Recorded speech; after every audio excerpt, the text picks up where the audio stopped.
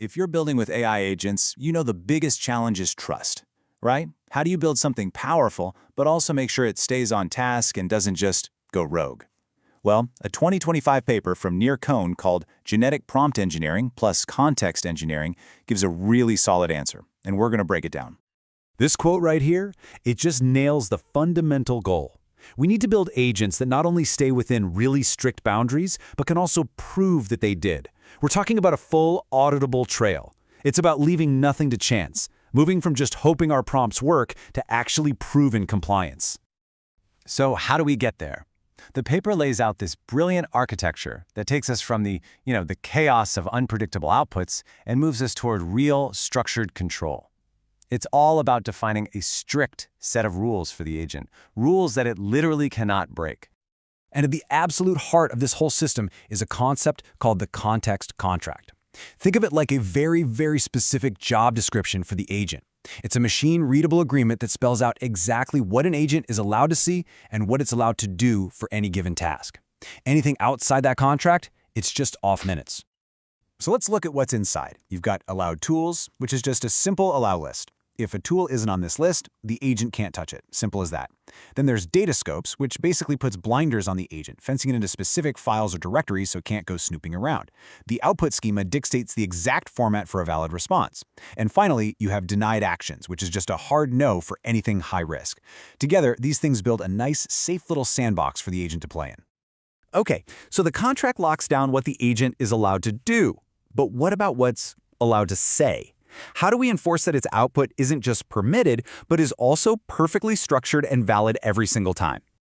Well, to do that, the system relies on JSON. You've probably seen this before. It's just a standard, clean way to structure data in a text format. And because it's so predictable, we can use it to automatically validate every single thing the agent tries to send back. This is where the enforcement really gets serious. The system uses what's called a Sanctioned Action Schema.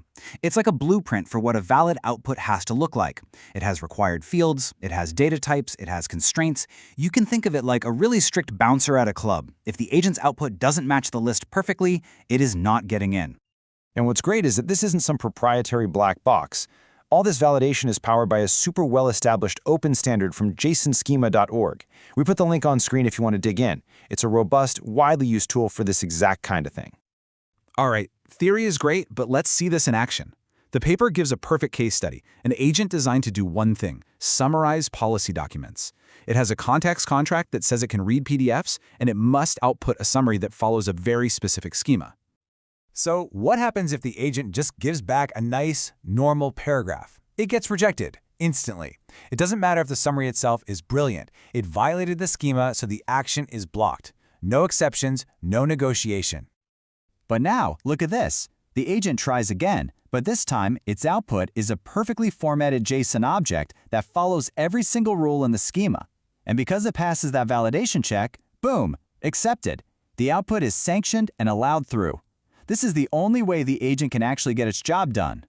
Now, this whole pass/fail check is incredibly powerful. But, and this is super important to understand, the context contract and the schema, they don't work in a vacuum. They're designed to be one strong layer in a much broader defense-in-depth security model. In fact, the source material is very direct about this. It says, no single measure guarantees safety. This is defense in depth. Real, reliable AI safety never comes from a single silver bullet. It comes from having multiple overlapping controls that all work together. And you can see how those layers stack up. The system starts with what are called immutable prime directives. These are core rules that can't be changed. Then there's a filter called the immune gene, which acts like a firewall against things like prompt injection. Then comes our runtime check with the contract and schema. And finally, it's all backed by a complete audit trail with rollbacks. See? Layers on layers. So let's just quickly recap the big takeaways here. First, a context contract defines the agent's entire playing field. Second, a JSON schema acts as the strict bouncer, enforcing the rules for its output. Third, anything that violates that schema gets rejected, period. And finally, this whole mechanism is a crucial layer in a broader defense-in-depth strategy for building agents you can actually audit and trust. You know, this whole approach is really a fundamental shift in how we think about agent design. It challenges us to stop just giving instructions and hoping for the best. Instead, we can start engineering systems where agents can only operate in ways that are explicitly allowed, verified, and most importantly, proven. And the best part is, you can start doing this right now. The paper actually provides the full templates in its appendices. So here's your call to action. Go find them. Take one of your agents, apply a context contract and a sanctioned action schema to it, and just see for yourself how this structure can bring a whole new level of safety and predictability to your work.